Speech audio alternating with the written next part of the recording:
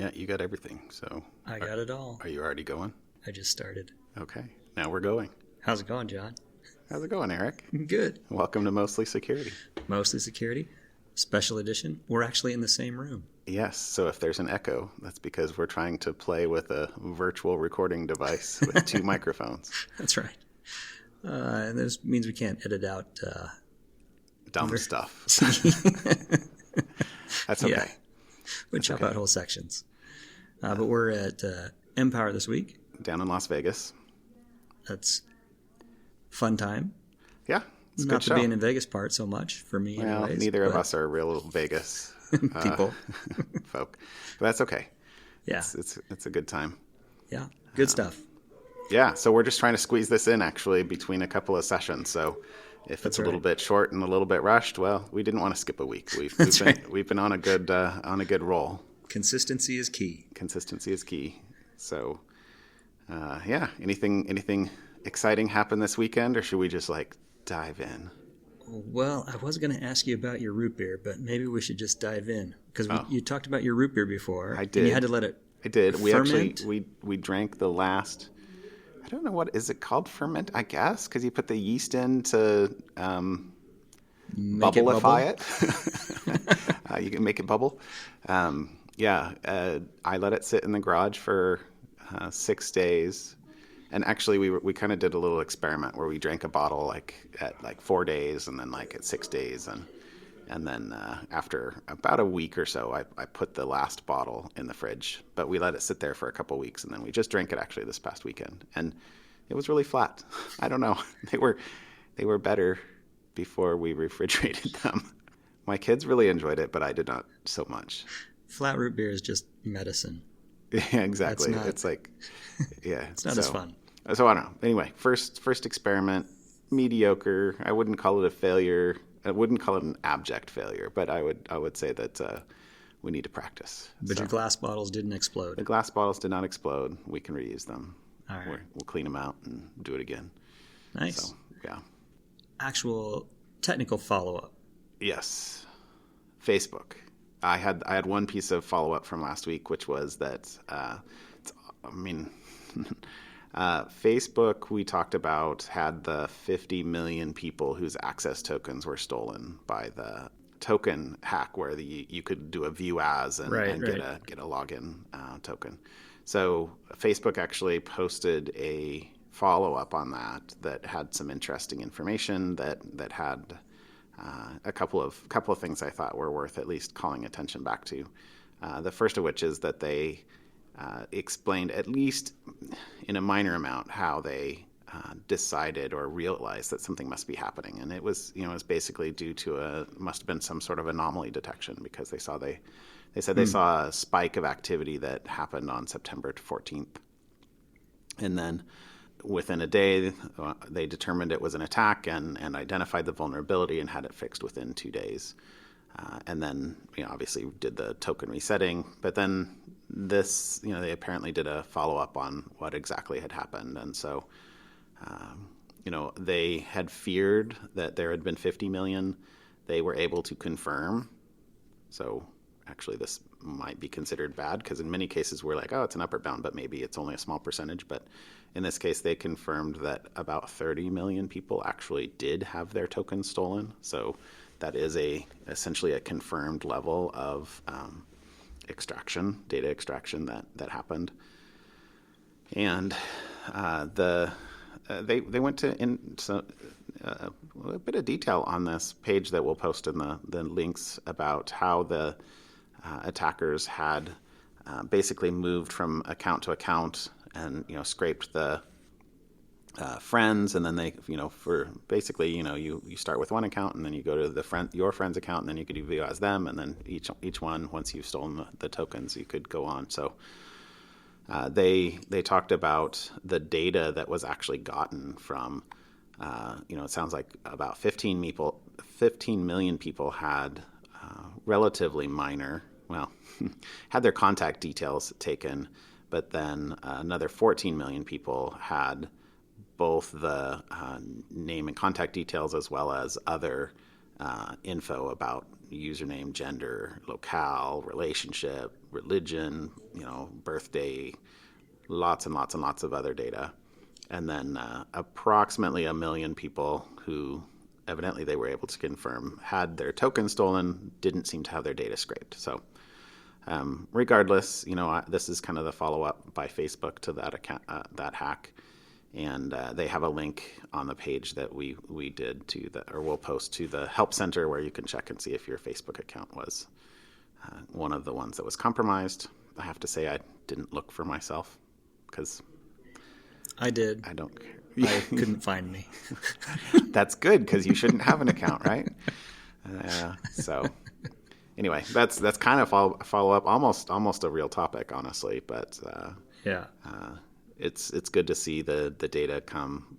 We still have open questions for the things we talked about last week about early disclosure versus full knowledge on disclosure and things like that. But that was good to see. Right. Well, that actually kind of ties into one of the topics that I popped into my feed this week was I don't think we actually talked about it, but we've talked about our cylinders, our helpers at home. Which I have to say, I was listening to a YouTube video the other day. I was had it playing on my iPad actually, right next to my computer, and the YouTuber said a command to turn on a particular set of devices in the YouTuber's house, and my turned on the devices in your house. Came on, and well, actually, thankfully, it wasn't. It was a different set of devices. I don't have that device name, but it was totally, Echo came on and said, "I can't find that device." To which I was like, "Ooh, don't do that."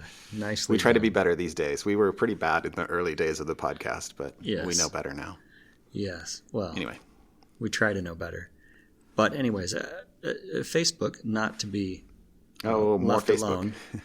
Alone, has built a it's called Portal, and it's a screen voice assistant thing that you can use to call and interact with Facebook, record short snippets and post directly to your Facebook feed, or basically it's a hardware device that you stick in your house that's listening to you, and you can post data. And the initial comments from Facebook when they came out was the executive said, we are not using Facebook and any of the stuff that you say or do or use this Portal device for ads and ad targeting. We're not listening for that. Apparently a week later they had to roll that statement back, and now they're saying, well, we might use it. And the confusion was because the Portal team who builds it we don't display ads on the device, and they don't do the ads, but all the data it receives does go to Facebook's back end, and that could whole be shadow used. Profile that we talked about. Could be used. So more piling on Facebook, I guess, I don't know. I really don't know what to comment on this other than as you pull these type of devices into your homes and what you're using them for, just be careful what the terms and conditions actually are and think through, do you really want that kind of thing in your home? The convenience, it's convenience versus safety, security, etc. Yeah. Well, I mean, I have to say that I am a fan of the Amazon devices. And they get a lot of use in our house, but even the Amazon thing that you can do drop-ins and stuff like that is my frog temperature is not above that level yet when it comes to lack of privacy. Right. You need to slowly warm me up a little bit more before I can accept that. Well, I will say that we have them in the kids' rooms, and when it's time for dinner, we are lazy and we just say, hey, cylinder, drop in on, daughter's room, tell her, hey, it's time for dinner, come down for dinner, or whatever. And we use that It's a great feature, but it's an intercom. Yeah. It's an intercom. It's a internet connected intercom. And then I guess really quick as well, so, since we're kind of zipping through these a little bit, the second article I saw was on PHP. So PHP is a language, it's a platform, it runs. It is something that people love to hate. I'm one of those. Yeah, I know. Me too. And it runs roughly almost 80% of all the internet sites, according to one website, one statistic. And when you think about that, that includes WordPress sites. Facebook is obviously all big. PHP. And so this article talks about that of that 79% of sites that are running PHP, 62% of those sites will be running an unsupported version of PHP January 1st, 2019. Wow. Which means no more supported security updates, no more support for these. And some of the biggest content management systems, the WordPress and Joomla, Drupal, will be potentially affected by any bugs that are discovered after January 1st and whatever website you're running. So if you have a business with, WordPress is a very popular one for a corporate blog or a corporate website or a company page or even kind of more of a personal level, you will not be getting security updates if you are paying attention to those in the first place. Right. So just 80% of the internet is not a small number, even if it's off by some margin of error. Right. So sure, plus or minus 10%. It's okay if it's just 60% or 70% of the internet. That's all right. Yeah. So you might want to get look at what your internet and your website, your company website or whatever is using, and just kind of get a feel for, hey, should I migrate, change, upgrade? What do I need to do there? So is that because, and I haven't actually read this article, but is that because there is a version of PHP that was released a year or so ago that, people just haven't moved to yet? Yes, it's the 5.x branch is being end-of-lifed, and I guess a year or so ago, they had said they were going to do it, and then they realized there were so many websites, so they gave everybody else another year to fix it, or some period of time to upgrade to version 7 of PHP, and nobody did. So, anyways, we'll link to that article. It's a short read, but just a heads up on when you're using technology, especially if it's an open source type technology, you are along for the ride. Well, I guess it depends on if the platform providers are Square and WordPress.org. I mean, have they upgraded? They need to upgrade, or I don't know who. We don't know. You name some. I don't know who they are exactly, but when you go looking at who needs to be doing that, keep an eye on what's going on. Anyways, so that was a short one. Yeah, I didn't realize. I knew the overall number of PHP was that high, honestly, but because there was another stat that we used not too long ago that had similar data, but I didn't realize that 62%, and that's not 62% of the 78%, that's 62% of all sites. So at least according to I misread that. The link. Well, like I said. Yeah, it's bad. Again, it doesn't really matter. It wouldn't even matter. It's a very large number, whichever way you read that number. Okay, well, let's keep rolling along here then. And my topic is a vulnerability in libSSH that was found. I don't know if it was found this week, but it was announced this week, and I had a hold on, sorry, I have to pull this article back up here again. So this is a crazy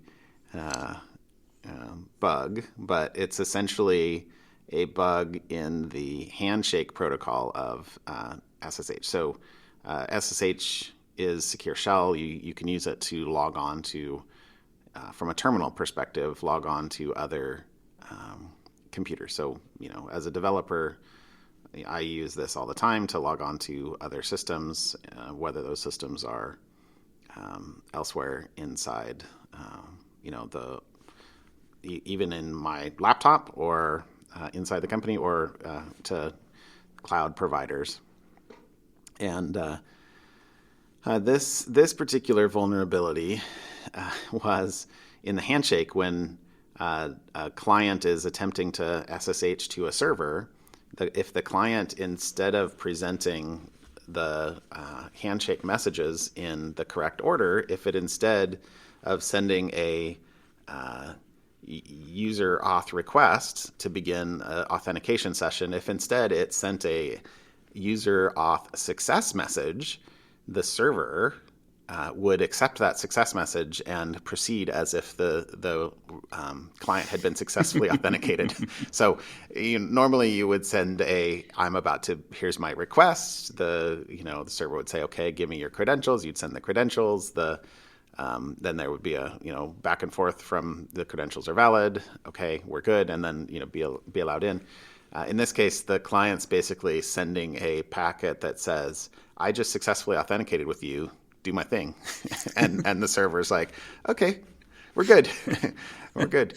So, this from a from a vulnerability perspective, this is a pretty clear, and I'll say bad one, from just sort of the severity of the vulnerability itself, because that would let people log in as log into servers that obviously they would have no access to. The specifics of whether there were any big name sites, or whether this was a problem in the wild, or whether somebody else had found this before the researchers did, we don't know. There hasn't been any disclosure of that at the moment that I have seen. But the bug was actually introduced 4 years ago into the libSSH. So it was introduced in 0.6, which was released in 2014. So that's a long time for a bug to sit. It's not OpenSSH, which is also widely used, and GitHub has an implementation of libSSH. Neither of those are vulnerable. From a Shodan search that Ars Technica had out on here, Shodan lets you search for devices that have a particular ports open or services running, and the search shows 6,300 or so sites using libSSH, but they can't. That certainly isn't exhaustive for everybody using it. And as insider threats is one of the biggest problems. So just the fact that it might not have been exposed on the internet, if a adversary was able to use it to once inside a network move laterally or get to servers, that's certainly something that is a possibility.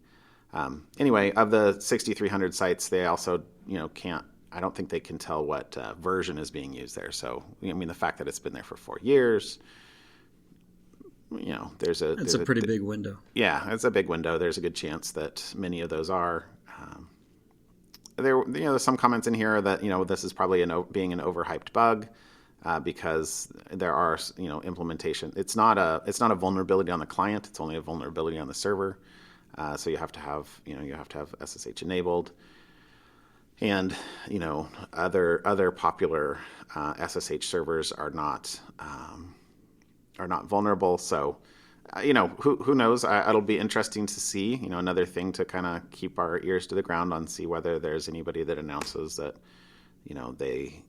this was used for, exfiltration or extraction of data.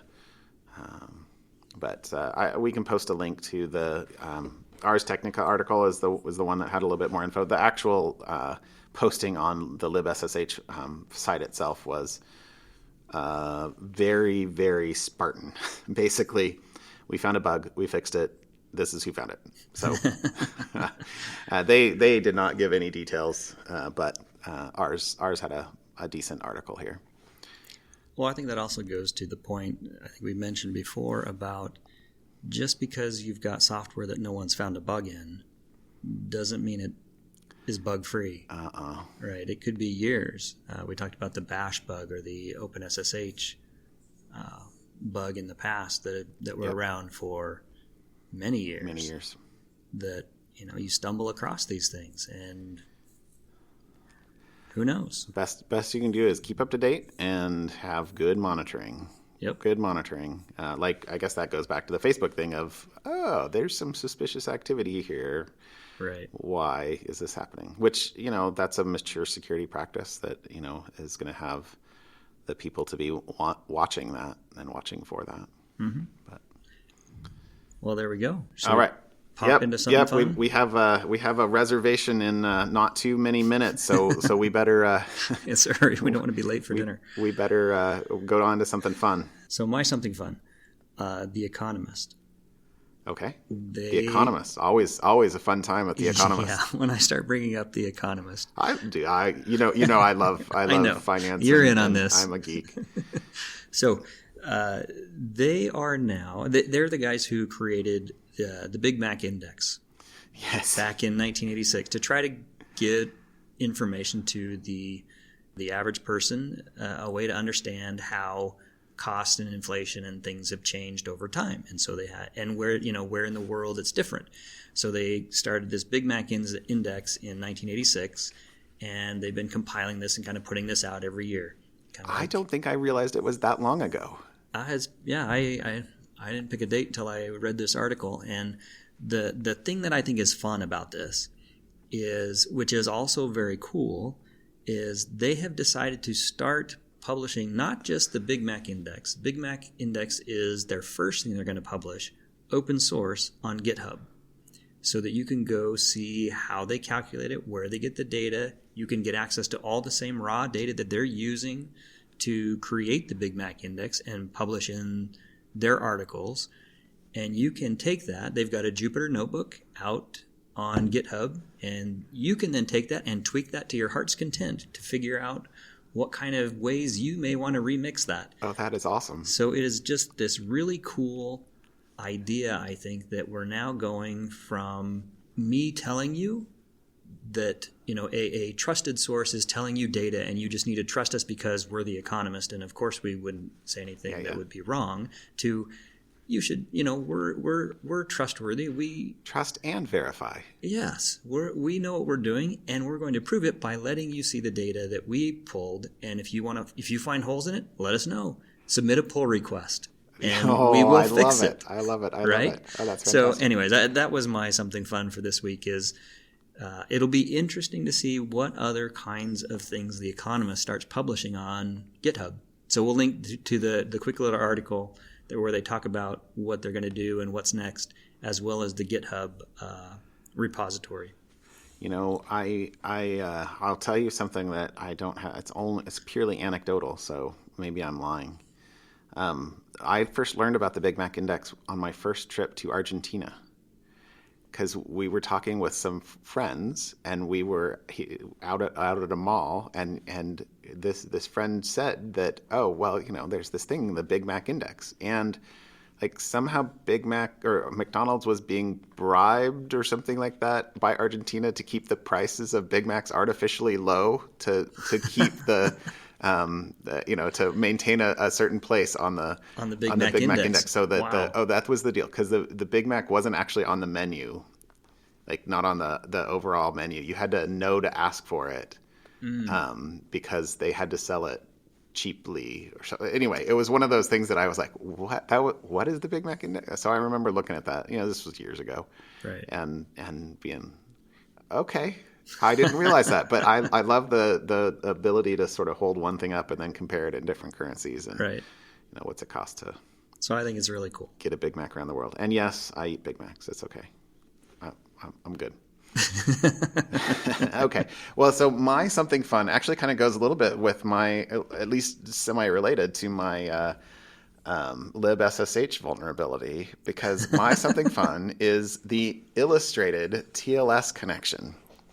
And this is awesome.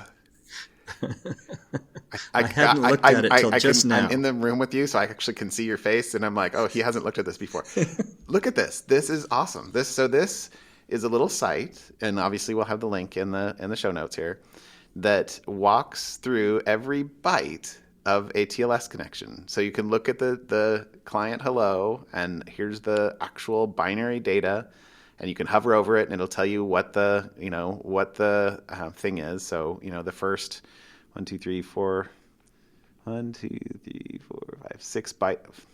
bytes, sorry, are the record header, and you can hit the annotate button, and it'll pull it up, and it'll say, these are the 5 bytes, and this is the handshake record, this is the protocol version, this is the length of the record payload, this is the handshake header, this is the client version. So it goes through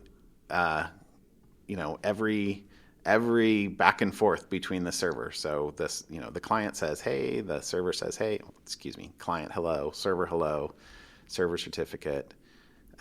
So I just thought this was fantastic for explaining, how is a TLS connection initiated? And so where isn't that awesome? That is, yeah. So now I'm looking at this. Which one of these is the libSSH vulnerability? Is this is TLS, not SSH. Oh, sorry. Oh, sorry. So I said relate. Related. They're related. adjacent. They're not. Got it. They're not. Well, yeah, because I was looking at this client hello, server hello, and then I was coming down to where client key exchange generation. Is this where the client just goes and says, "I'm already good to go"? Well, I suspect that if it would probably be in the client key exchange that if you were doing client auth. Right. Okay. You do, but this is fun. Isn't that awesome? And this is actually kind of cool, and it includes code, even bits of code to show you parts of like the server key exchange generation, how that happens, and where that is, private keys and public keys, etc. Let me look at that annotation. Yes. Isn't that cool? Anyway, this is my something fun. This is fun. This is I think that this is something that like a college class. And the code can be found on GitHub. Exactly. Isn't that cool? That's very cool. Isn't that cool? All right. Well, that's my something fun this week. Enjoy. All right. Well done. We'll call it a night. We'll go to dinner and we'll wrap this up. All right. See ya.